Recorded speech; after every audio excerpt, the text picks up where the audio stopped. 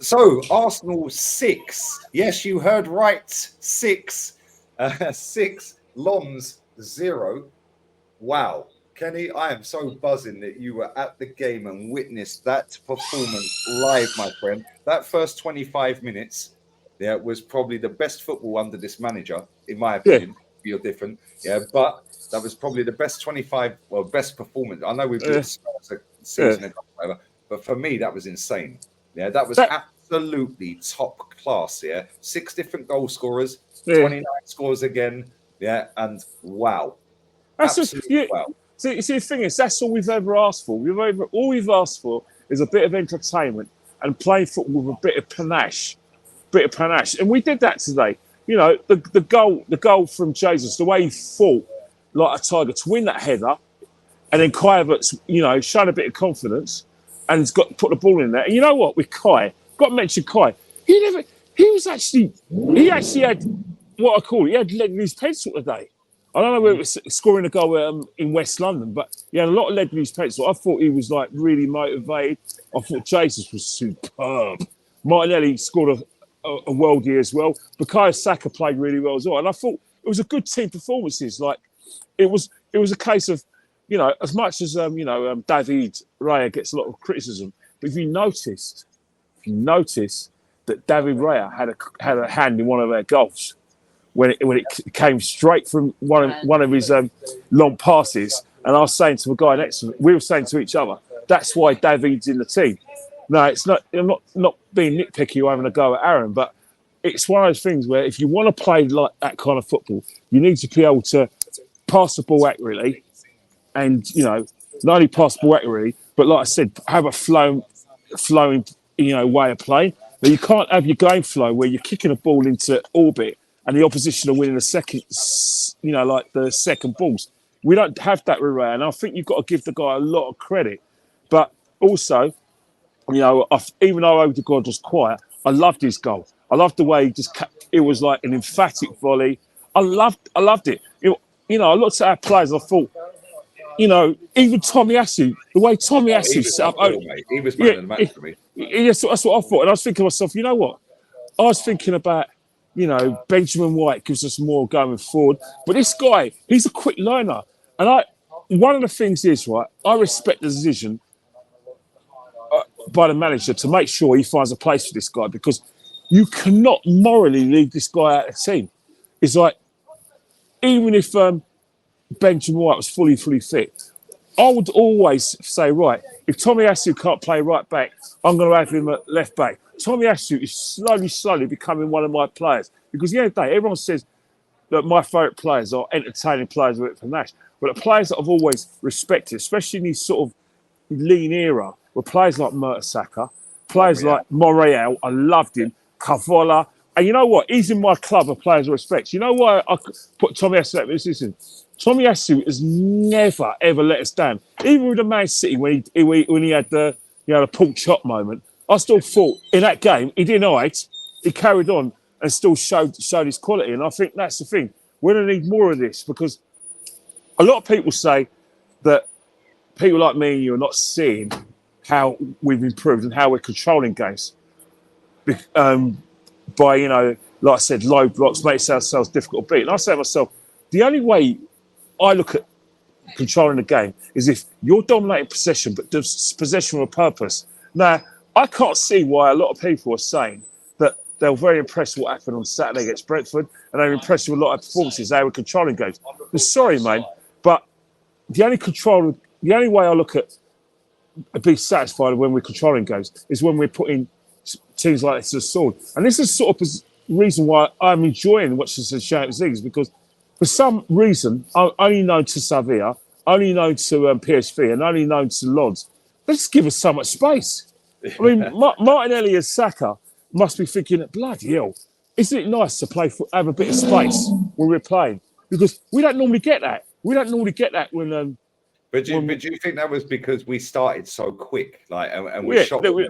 Because they were all over the place, because our movement was unreal for the first 25 minutes. But you know why? You move the ball quickly, and then when you move the ball quickly and you move, you always drag the opposition out of position, and that's what good teams do. There's nothing. The low press, right, is very impossible to break down, but it works if you move the ball quickly and with a purpose, or someone takes a risk and someone makes a run into areas where the guy who's meant to be marking him has to follow him, which means that leaves space for someone else, and that's how you do it. Man City do it really well. Liverpool penetrate it really well because of quick movement. I think that's what we want to tend to adopt. There's no doubt that we have no complaints on a whole defensively with how we're playing this season. But in terms of like what we want is that we want to transfer these performance today into Wolves because we know it's going to be a different game. Wolves are not going to be as generous, you know, in terms of like giving the ball away like Lons were. They're not going to certainly not be generous for the space they gave us. But we have to kind of find a way because, you know, Wolves have got a couple of players out. You know, Gomes is out, and I think there's another midfielder as well who's a key midfielder from that. And remember, we don't know whether Neto is going to be fit for that game. I don't know whether he's going to be right for that game. So we've got to try and exploit that. But even so, you know, we've got to make sure that as well as being compact, we have to make sure that we get a score early on Saturday because remember, this Wolves side has got some bounce back ability. I mean, you think about it. Even as as recently as Monday, look what happened to them in West London. They got bumped again. And then they got bumped against Man United, and they've been bumped against Luton. So that's probably 3 or 4 times that they've been bumped. So they're the only team that got real complaints. But on Saturday, what I want us to do is try it and exercise the tempo. I want Kai Havertz to think, right, I want lead in the pencil because I saw lead in his pencil today. And I can't look at it and think, you know what? I can't fault what Kai Havertz did today. I can't. Because he was very decent, mate. He was very decent. Because I was very... Listen, we could pick 10 man of the matches right there. The goalkeeper had a scar on. Let's be real. He was chicken. Yeah. I know he had a couple of shots straight at him. But all of them outfield players, you could make a case for all of them to be man of the match. Oh, definitely. And that's what we want because we've seen a lot of that last season. Look how happy you are. Look how happy I am. Yeah, and I think there's going to be very... Everyone's happy. Yeah. There's going to be a lot of disappointment. Celebrate the goal because I was watching boring crap. But see, that again, I've got a story to tell you is that before the game, we're obviously watching Man United. A lot of people relate what you just relate. You know, some friends of ours, mutual friends of ours, were saying that they'll throw things around the TV, they'll scream at the TV saying, "Oh, what a load of rubbish." Well, obviously in stronger terms. And then the goal winning, obviously they caused themselves physical injury, but they were just as deflated, just as frustrated, and definitely just as thoroughly bored of what they saw on Wednesday. So when people start going, "Oh yeah, be happy we just won," we're happy with the moment when the goal in, but the performances, we want to see more of what we've seen in the Champions League. We want to transfer it in the league because at the end of the day, I still think to win the league, you know, having a good defence and having clean sheets, that's a given. If you're a top side, that's a given.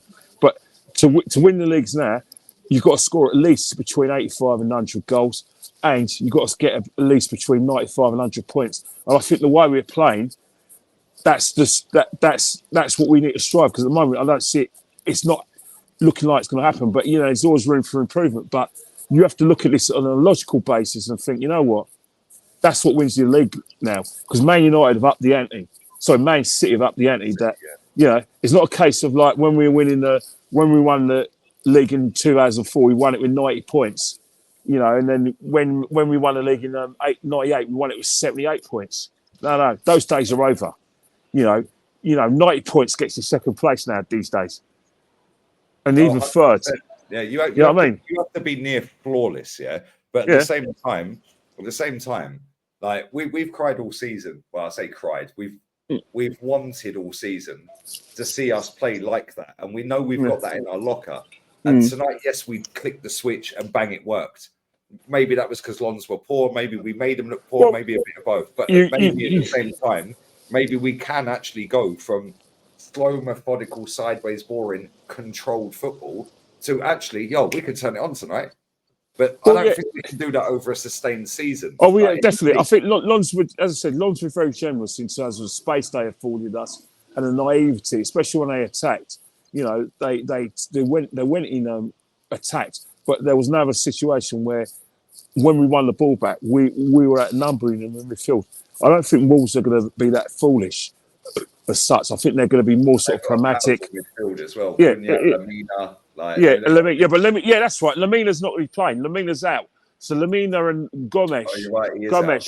You're right. Lamina and Gomes are going to be out. So obviously they got to think differently in terms of how they're going to play. But even so, that invites O'Neill to make them more pragmatic, knowing full well that he has got pace and he's got like a strike back with hang up front. So we've got to be very, very careful. But at the end of the day, we still got to strive to get that football in utopia, because that's the only way we're going to win the league. Because at the end of the day, after Wolves, we've got Luton Town. I say it respectfully, Luton Town are going to play the game of their lives, but they're not going to be good enough to beat us. And then afterwards, we've got the games that I think are going to be our hardest games, row of games. Aston Villa away is going to be rock hard. Brighton, for some reason, Brighton fans tell me that the Emirates is their back garden. And it has proved to that. I mean, they've won 3 times since they got promoted since they got promoted. They've won 3 times there. You're in the and I hope you get relegated. yeah, well, that's tried it, yeah. And then obviously you've got the situation with the Liverpool as well. That speaks for itself. That's going to be our game. So, defensively, we're going to be testing all those 3 games. So it's be good to get two big wins starting Saturday and against Luton Town the Tuesday afterwards. Yeah, thanks. Listen, get home safe, man. I'm glad you've seen that win, man. I'm going to make sure you follow Kenny Ken 1972. Once I'm done with the fan cams player ratings, I'm going to repost that on Insta for you as well, man.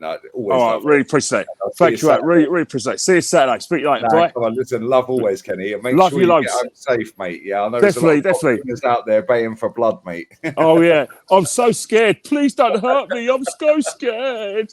I love you, mate. Love you,